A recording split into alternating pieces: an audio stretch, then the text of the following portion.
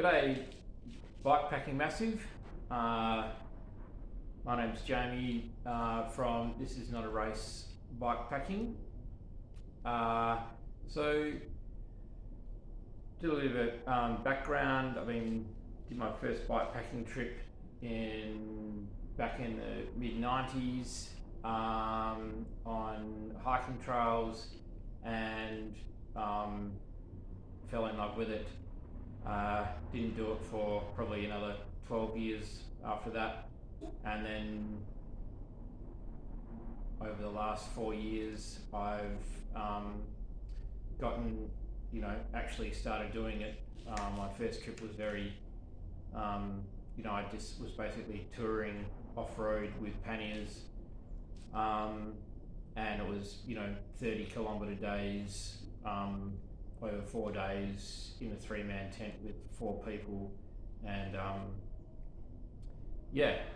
one of the best things I ever did. We were totally unprepared, and it was just a great experience.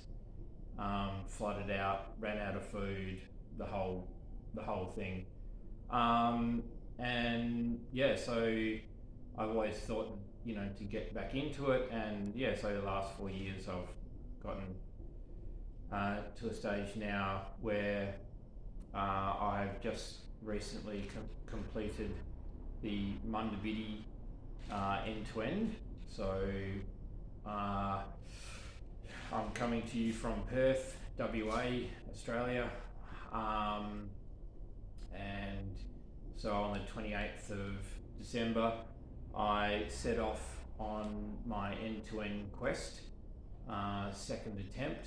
I attempted it a year or so ago and got to Pemberton after 3 days riding, and knee issues, time issues, I had to pull the pin. So this time I had pretty much an open time frame, and my body held up, so super stoked to have actually got through it. Just a basic overview of the trip. So hot, it's the middle of summer, start of summer here in Perth, pretty hot conditions. I think the first 2 days were mid to high 30s, and the last couple of days were mid to high 30s as well, 30 degrees Celsius, so hot going. And the track runs over 1,050 kilometres, and it goes through towns, all along the way. There's probably like 8 or 9 towns that goes through, so you're essentially going through a town every day. There are some longer stretches where if you do want to go through a town a day to get to towns, you have to do up to 150 kilometres in a day, so there's some big stretches there towards the end, down south. My plan was to not carry any cooking equipment. I was wanting to do this thing ultra light. I carried way too much stuff on my first attempt, so I essentially had 2 dehydrated meals as backup, and then I would eat whenever I got to town, and then I would buy a ham and salad roll or whatever sort of food I can carry with me and eat that in the evening. I kind of got to a point where I had a schedule which I kind of kept to. I did the trip in 9 days, which is what I wanted to do, which is good. Just the stops changed a little bit. So I kind of found that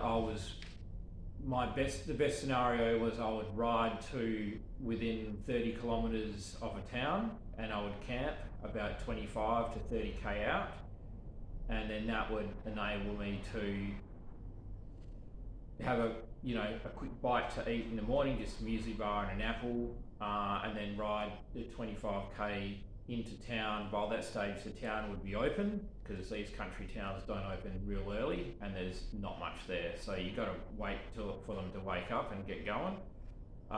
Get there, have a decent sort of brunch, I guess, big feed, and then buy a couple of meals there and have them in the evening. So that scenario didn't always work out, but that was kind of what I was hoping to do, or ended up kind of doing or favouring, which worked out pretty good. I took a spoon. That was the only cooking equipment I took, was a spoon to eat my rehydrated meals when I had to. I only had a couple of them, and I just can't stomach that stuff much anymore. I'm gonna start taking actual food on these trips now. I'm just so over the dehydrated meals. I just can't stand them. They're good for backup. If you don't have something, they're light and they're a good backup. Yeah, but as a food, they'd be nasty. Anyway, look, I'll go over the bike with you now. So this is a custom steel frame bike that I've had made. I started on a Julie, a Santa Cruz Heckler, which is obviously my trail bike, and I ran that for a year or so, maybe 2 years, and then I bought a Marin hardtail, a Bobcat Trail 2, in like 2021, and then I ran that for a year or so, which was good, a good decent bike. I did a few upgrades to it, and essentially it was the same, and I sold that as a fully rigged up bikepacking rig, which I got decent money for, so that was quite good. And then now I've upgraded to my dream bike as such, my dream bikepacking bike. It's 29-inch wheels, it's got 2x up front, so I can, so it's 24-36 up front, so I can climb up anything, and then I've got a decent, speed. I can crank the pedals at, 40 k's, 43, 45 kilometers an hour. I can still be pedaling, which is way fast enough when you're off-road. The Mundabiddi can get pretty rough in places, so that's plenty.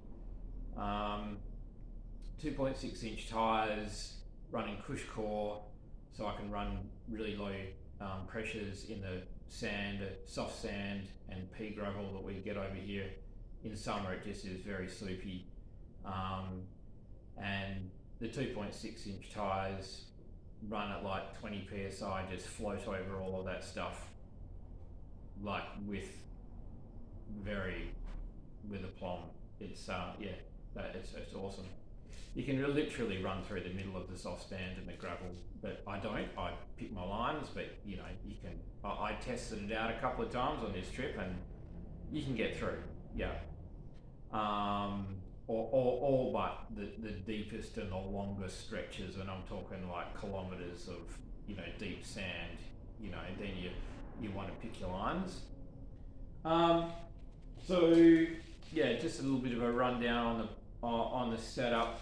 So I invested in a crank tank for the trip.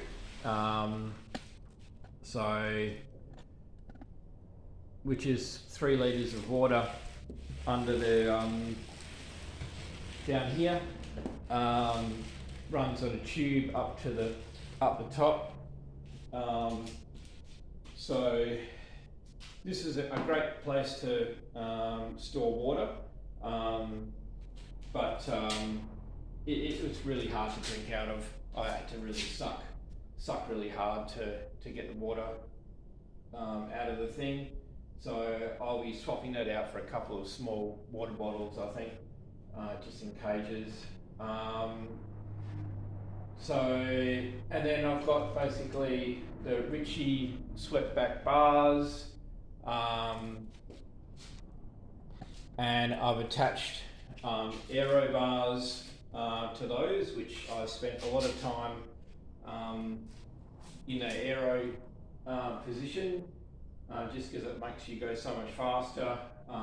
Does get a bit sketchy when you're going downhill really fast, but essentially I would, in that case, if it got a little bit, if I thought it was getting a bit sketchy, I'd just put one hand on the left hand lever on the back brake, just to be able to just pull up if I needed to. But yeah.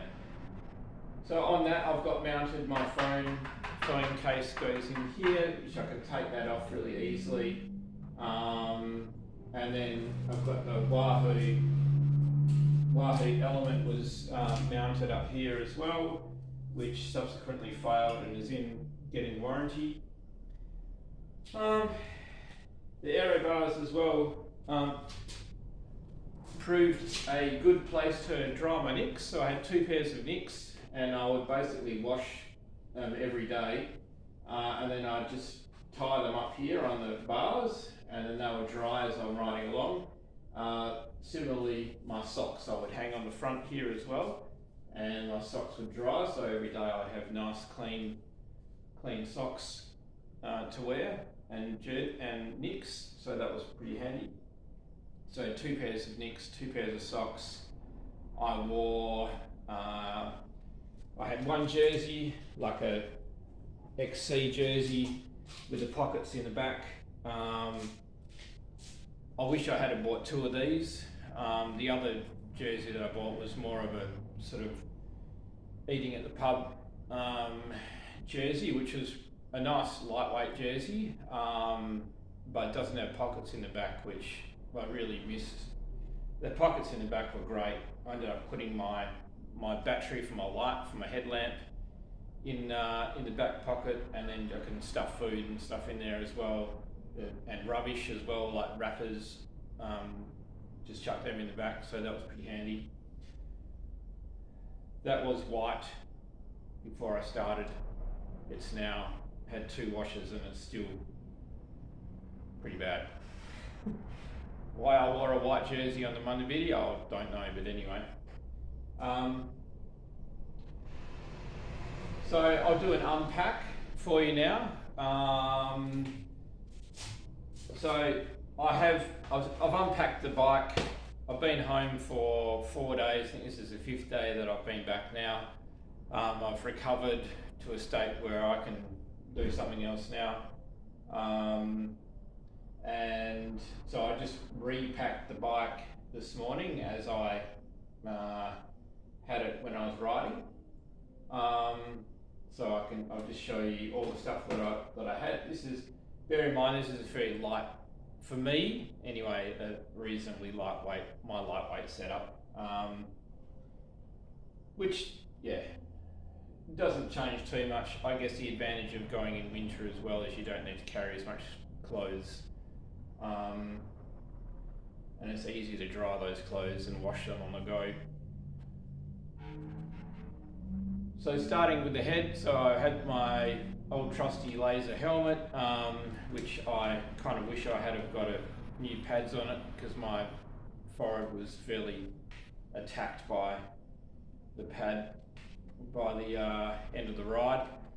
With the headlamp, just got the cable stored in behind the thing there, just ready for night riding, which I didn't do that much of. I probably did it like 3 times early morning, or night rides. I didn't do that much night riding, but I did. It was handy to have, because I did definitely do it. And then I'll start with the frame bag. So this is a frame bag I've got custom made to fit over the top of this thing here. The crank tank, which has got a mat pocket in the other side. So in the main frame bag, got spare tube, my reading glasses, pump, spares, or toolkit, which has basically got like a actual chain breaker, link separator, spare links, tubeless plugs, big Allen key, gaffer tape, 10mm spanner. I like taking tools, proper tools on these things. The multi-tools are okay, but they just, they're kind of good at doing a lot of things, but not very good at doing much, really. So that's my toolkit. I've got another small Allen key set up here, which I was using to adjust and tighten up things. So again, actual Allen key set, not on a multi-tool. The multi-tools are just, they're painful to use. Sunscreen, pretty much used the whole tube of that. Lube, dry lube, given to me by Tim. So that's another story for another day. Tim I met at the start of the ride, who was doing the ride at the same time as me, rocked up at the start, completely, we didn't know, totally random, wanting to do it at the same pace. So I rode with him for like 5 or 6 days. Great guy, so stoked. It was just, I knew it was going to be a good trip. When I rode out of here on the 28th, a magpie came down, shat on me, and I'm like, this has got to be a good ride. So, it was a great ride. And meeting Tim at the start was just a massive bonus. Unfortunately, he got a stick in his derailleur at Pemberton, and that's where his ride ended. But yeah, so more on that later. Head torch at camp. What else we got? Battery for my headlamp, which the cord. So I just chucked that in my jersey pocket and for night riding. What else have we got in here? Insect repellent, which I really didn't need to use that much. The mozzies and the march flies were pretty much non-existent. So I chucked it on a couple of times just for the bush flies. In the farming areas were a bit bad, but yeah, hardly used it. So on the mat pocket on the other side, so this has got, with all that stuff out of there, there's still room in there for a couple of lunches. I used that one there to put my rolls and lunches in, just so in the summer it was in the shade. I did have them in here a little bit, in the back ones, but then I guess got hit by the sun too much. So in here you're kind of shaded by your body, so it actually keeps your lunches, out of the sun. So in the mat pocket I've got cables for charging, lip balm, toilet paper and hand sanitizer, spare batteries, got a bunch of them in there, cable ties, my battery, storage battery, just random thing of tissues, and yeah, just more batteries loose in there. So that's everything there. Top tube bag, muesli bars, snakes. It also houses throat lozenges. I just got a really dry throat from riding in summer and just breathing hot air in the whole time, so I was eating these throat lozenges, which was really nice and soothing. This has got, so the bike has the dyno hub, the SON dyno hub, which has got the light, and is connected up to this harness here, which stores in the top tube bag, keeps it all nice and dry, and then I can plug my battery storage into that and charge up my battery on the go as well, which is very handy.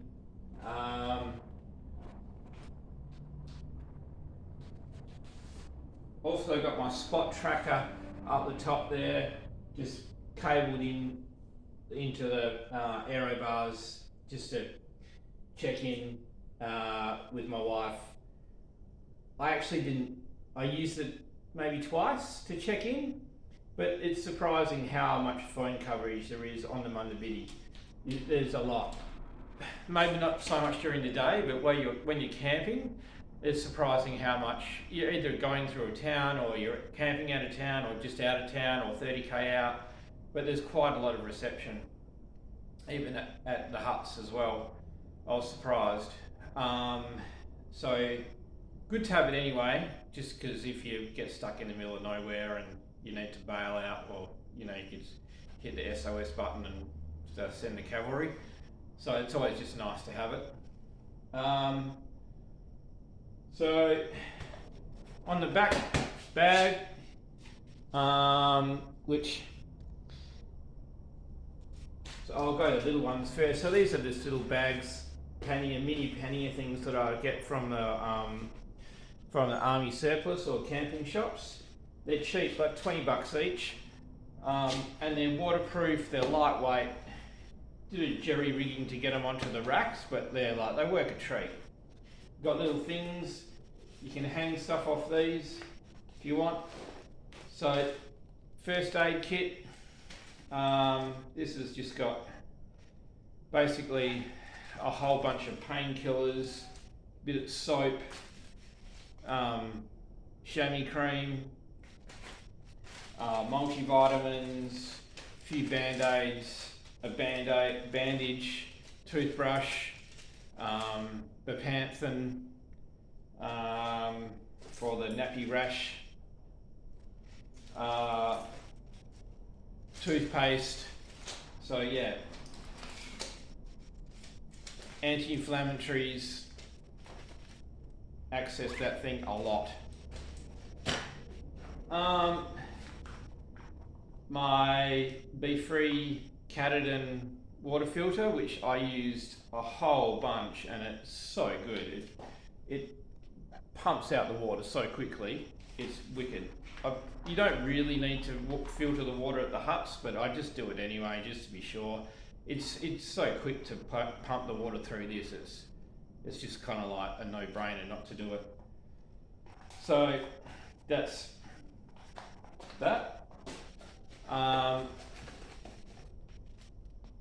Special snake bite bandage, which thankfully I didn't need to use. I saw 3 snakes on the thing, not until the last day. I saw 3 on the last day down south between Denmark and Albany. 2 tiger snakes and 1 kind of like little copperhead thing, which I unfortunately ran over. I think it survived. Thankfully I didn't run over the tiger snakes. So on the other side of this one, same deal, same bag. So I got wallet, spare meal, phone, wall charger, a set of watercolours, paint set. I didn't use it. I had good intentions. Since I've been home, I have started doing something.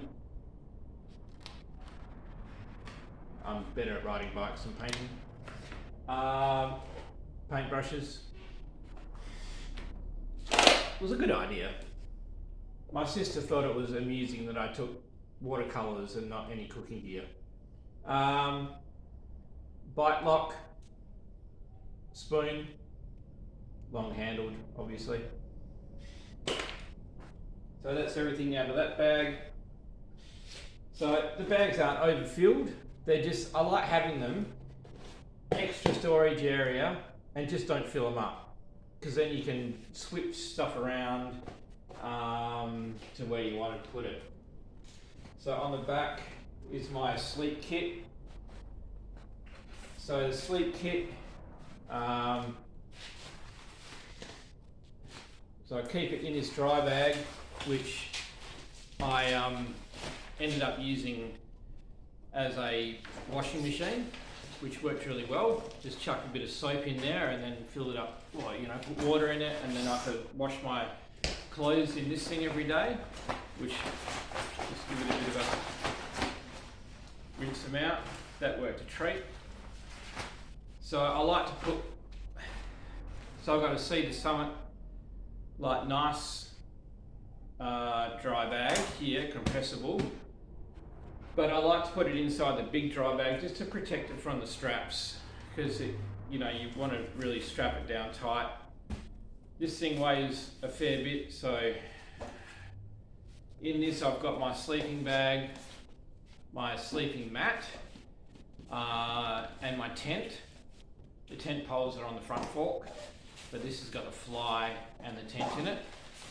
So I wasn't going to take the fly, but I'm glad I did, because a couple of nights down south got a bit colder. Pillow, Cedar Summit inflatable pillow.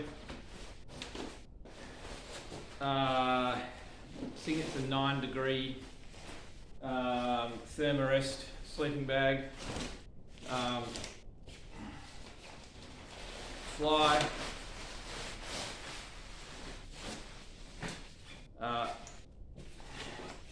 And tent. So that's a one-man self-standing tent. So just with the poles, you don't need pegs, although you kind of need a few pegs to peg out the fly to make it sit nice. So it's not completely tentless. Mind you, if you don't have the fly, it's pegless. Very quick to set up, like super quick to set up, easy to set up. Sleeping mat, I took my big sleeping mat. I've got a ultra lightweight Cedar Summit one. This one I just got like on Amazon or something. It was like $40. It weighs like 800 grams, so it's not the lightest thing around, but it takes up the whole like base of the tent nearly. It's way longer than me. It's got a built-in pillow, and honestly, I get the best sleeps on this. It's a bit heavier, but it's so comfy. It's just, yeah. So anyway, I think it's worth the extra couple of 100 grams. I had this packed in 2 packages, but I ended up jamming it all in this just one, and then just maxing this thing out, and then I was just had the one bag on the back, so that worked well. Kind of did that halfway through the trip. Then on the front here, so on the front got so all the bags are by the Bike Bag Do over east. So all sold by Cycles Bespoke. So this one here, so I just got the tent poles on the front, and then this is where I just kept all my clothes in this bag, which is again definitely not overpacked, it's underpacked. So more bags, don't pack them as much.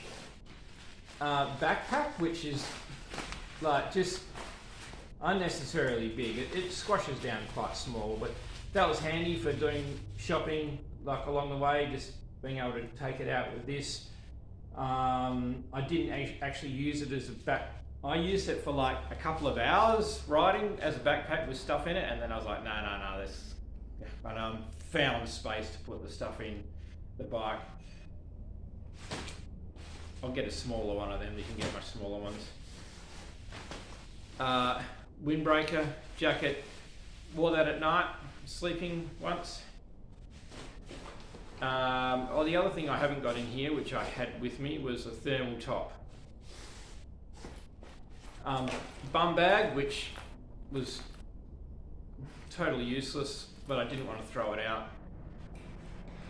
I used to ride with my light in this and put rubbish in it and a wallet and stuff, but I just didn't need it. I put the battery light in my jersey pocket, so that became superfluous. I was lucky not to end up in a bin, but I carried it with me and home. Towel for obvious uses, and a jersey just for at night.